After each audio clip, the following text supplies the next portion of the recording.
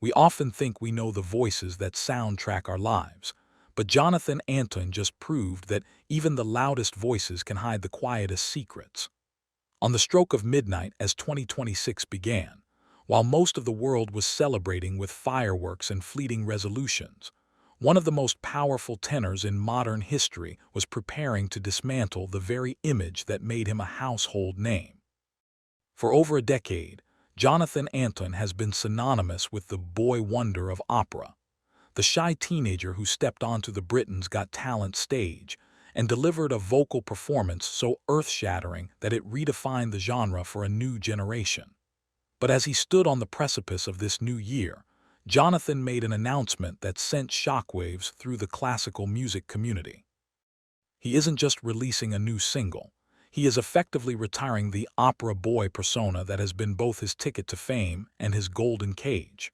The release of his latest track, a hauntingly beautiful cover of All of Me, isn't just a career move, it's a declaration of independence. For years, critics and fans alike have boxed him into the world of Pavarotti and Bichelli, expecting him to stay within the rigid lines of classical crossover. However, his recent communications suggest a man who is tired of performing a role. He spoke candidly about the pressure of maintaining an image that was crafted when he was barely 18 years old, an age where most people are just starting to find themselves, let alone being branded as a global phenomenon. This New Year's bombshell was more than a marketing tactic.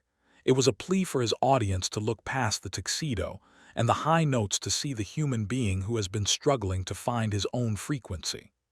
The mystery now lies in whether his loyal fanbase, the Phantoms, are ready to follow him into this uncharted territory, or if the industry's demand for more of the same will create a rift he can't bridge. But as we dig deeper, it becomes clear that this change wasn't a choice. It was a necessity for survival. It's one thing to lose your voice, but it's another thing entirely to realize you've been living a life that was never actually yours. In a world that demands constant social performance, Jonathan Antoine has spent years navigating a sensory minefield that few truly understood until now.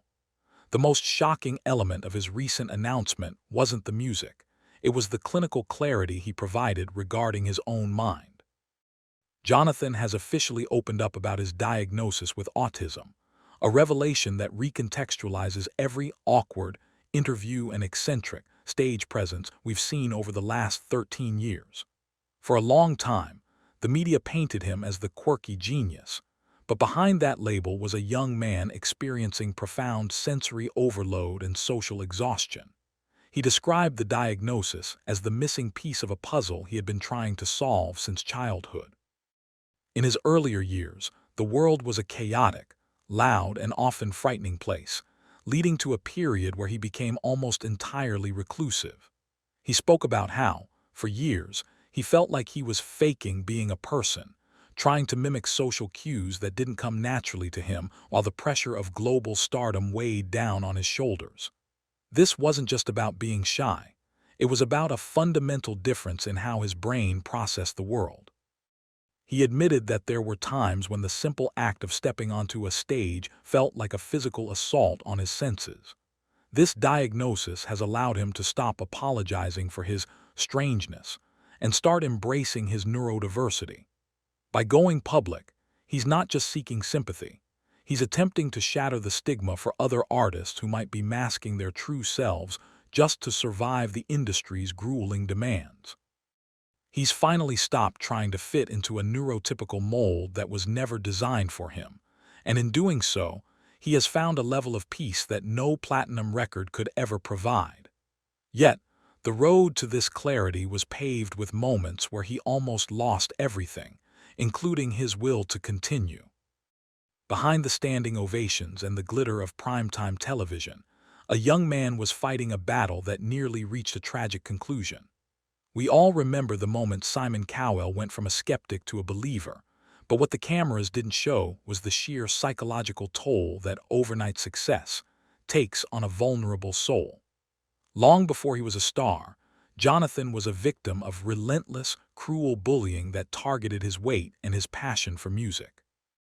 It reached such a fever pitch that he suffered a total mental collapse just months before his legendary audition. He has been incredibly brave in discussing how close he came to checking out permanently, using indirect language to describe the dark thoughts that plagued him during his darkest hours. The industry often treats these young performers like products, but Jonathan was a human being in crisis. Even as his fame grew, the Subway label, a portmanteau of Susan Boyle and Boy, became a source of internal conflict. It felt like his identity was being stripped away and replaced with a gimmick. He spoke about the accusations that surfaced internally, the voices telling him he wasn't good enough or that he was only famous because of a sob story. The pressure to perform while his mental health was in shambles led to a period of heavy reliance on isolation as a coping mechanism. There were times when the thought of going back into the public eye felt like a death sentence. He has had to work through years of trauma associated with that sudden thrust into the limelight, learning how to separate the artist from the person. This new announcement is a sign that he is finally healing from the scars of 2012, but it also serves as a warning about the high cost of fame for those who are unprepared for its weight. He's moving forward, but the shadows of his past are never far behind, and they've heavily influenced the sound of his upcoming work. If you thought you knew what a Jonathan Antoine album sounded like, prepare to have your expectations completely dismantled. Mark your calendars for March 27, 2026, because that is the day the old Jonathan Antoine officially steps aside for the new version. His upcoming album, titled Speaking to You, is being described by insiders as a manifesto of the soul. It is a radical departure from the classical standards and operatic arias that defined his early career. Instead, he is leaning into a sophisticated, easy-listening vibe that prioritizes emotional storytelling over technical gymnastics. While his voice remains one of the most powerful instruments on the planet, he is choosing to use it with more restraint, focusing on the nuances of the lyrics rather than just hitting the money notes. This shift is a calculated risk. In the music industry, changing your genre is often seen as career suicide, especially when you've built a brand on a very specific niche. However, Jonathan seems invigorated by the challenge. He's moving away from the classical crossover label, which he feels has become a bit of a cliché, and is instead aiming for a timeless singer-songwriter feel. He spent months in the studio perfecting a sound that reflects his love for various genres, from jazz to folk, and even hints of blues. This isn't just about music, it's about rebranding his entire existence. He wants to be known as a storyteller who happens to have a tenor voice, rather than a tenor who is forced to tell the same old stories. The production on the new album is said to be lush and cinematic, but with a raw, intimate edge that he's never allowed himself to show before. He's finally revealing the artist he wanted to be back when he was a teenager in his bedroom, listening to rock records and dreaming of something more than just the prayer. But as he steps into this new light, he isn't doing it alone. In the middle of his most turbulent years, Jonathan found a lifeline in the most unexpected of places, thousands of miles across the ocean. The story of Jonathan's transformation wouldn't be complete without mentioning the person who helped him find his footing when the world felt like it was shifting beneath him. His relationship with Michelle Doucet has become the bedrock of his new life. Meeting online, their connection blossomed into a deep, transformative romance that transcended the barriers of distance and fame. Michelle, based in Canada, became a safe harbor for Jonathan during his most reclusive periods. He has spoken about how she was the first person to truly see him, not the opera star, not the BGT kid, but the man with the autism diagnosis and the complicated past. She provided the emotional stability he needed to begin the long process of self-acceptance. During his periods of ODing on self-doubt and isolation, her presence was the constant that brought him back to reality. Their relationship is a testament to the power of genuine connection in an era of superficial digital interactions. She encouraged him to seek the answers he needed regarding his neurodiversity and supported his decision to pivot his musical career, even when others in the industry were whispering about the risks. He credits her with helping him develop a positive mindset that was previously non-existent in his life. For a man who spent so much time feeling like an alien on his own planet, finding someone who speaks his language has been nothing short of a miracle. This partnership has given him the courage to face 2026 with his head held high, but the ultimate test still lies ahead: the public's reaction to his new truth. The stage is set, the announcement has been made, but now comes the most dangerous part of the journey: the verdict of the masses. As we look toward the future, the stakes for Jonathan Antoine have never been higher.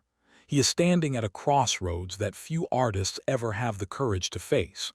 On one hand, he could have stayed the course, singing the same beloved classics for the rest of his life and enjoying a comfortable, predictable career.